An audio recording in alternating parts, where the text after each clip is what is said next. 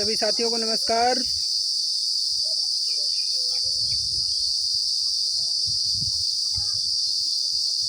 आज 2 तारीख हो गई, कल नहीं परसों जो चुनाव हुआ है उसका रिजल्ट आने वाला है। क्या रिजल्ट आएगा, किसकी सरकार बनेगी, इसका इंतज़ार हम सभी को है और बेसब्री से इंतज़ार है और उम्मीद करते हैं कि एक अच्छी सरकार का गठन हो जो हमारे हित में हो,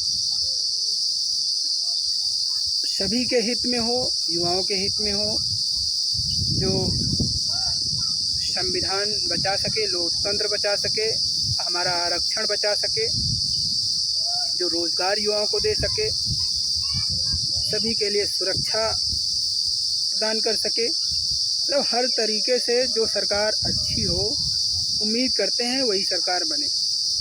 हम ये उम्मीद करते हैं कि आप सभी लोगों ने और जितने प्रदेश के, देश के युवा हैं, जितने भी लोग हैं, उन सभी ने ऐसी तानाशाही सरकार के खिलाफ ही वोट किया होगा। एक अच्छी सरकार के गठन के लिए वोट किया होगा जो हमें हमारा अधिकार वापस कर सके, जो हमें हमारी नौकरी दे सके।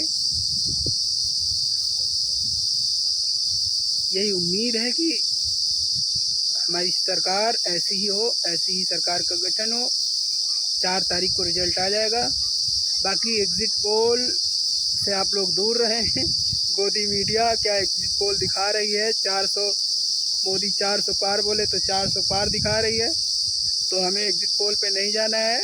हमें आपको पता है ज़मीनी हकीकत क्या है। हम आपने संघर्ष किया है, देखा है कि लोग जो मौजूदा सरकार थी उसके कितना पक्ष में थे, कितना विपक्ष में थे, ये सबको पता है।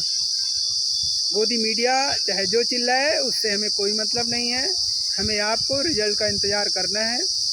4 जून को क्या होगा, 4 जून को देखना है। उसके बाद कौन सी सरकार बन रही है उसी के अकॉर्डिंग हम सभी को पूरी मजबूती के साथ तैयार रहना है।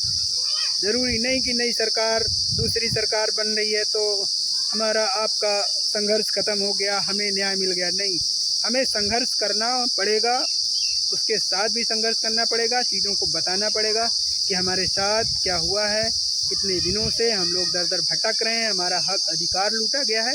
ये सारी चीज़ें बताना पड़ेगा चाहे जो सरकार आए।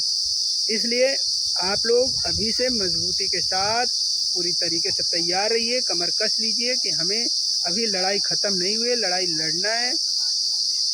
अभी कोर्ट ऑर्डर भी नहीं आया है। आप लोग जो भी ज़रूरी काम है आप लोग कर भी सकते हैं और आराम भी कर लीजिए।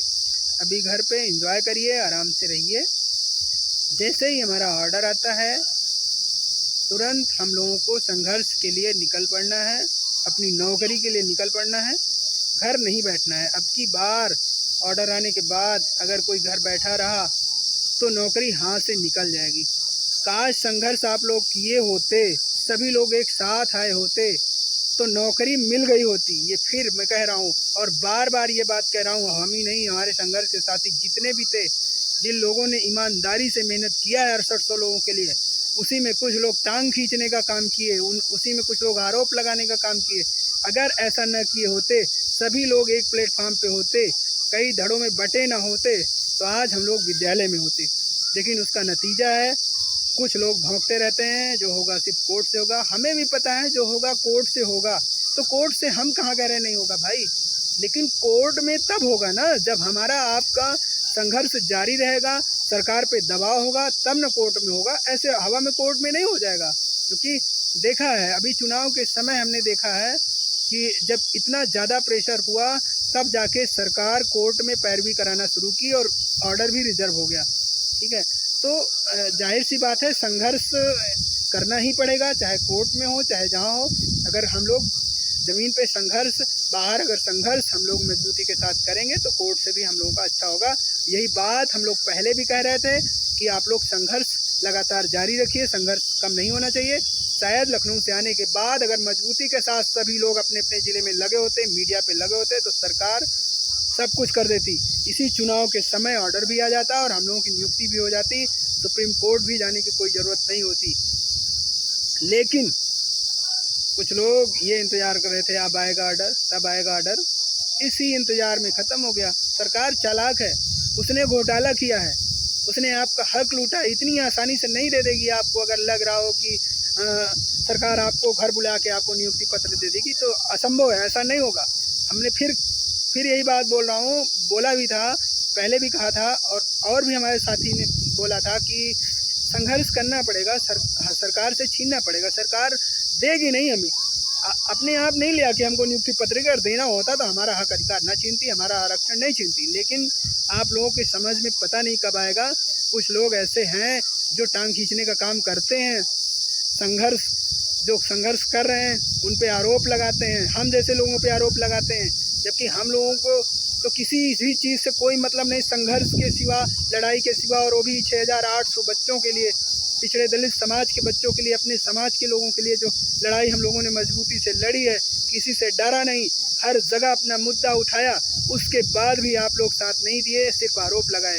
ऐसे लोगों को क्या कहें, हमारे पास ऐसे कोई शब्द नहीं है जो उनको कहें। वो लोग यही करेंगे, ज़िंदगी भर यही करेंगे, और उनके साथ हमेशा ऐसे ही होगा, ऐसे ही अन्याय होता रहेगा। अभी फिर से मैं बोल रहा हूँ कि आप लोग रेडी रहिए, एकदम तैयार रहिए। जैसे ही ऑर्डर आता है, हम लोग लड़ाई के लिए बिल्कुल तैयार हैं। तुरंत हम लोग बैग पैक करके लड़ाई के लिए पूरी तरह से तैयार हैं, चाहे जो सरकार आए। हमें नियुक्ति चाहिए, हमें नौकरी चाहिए, और इसी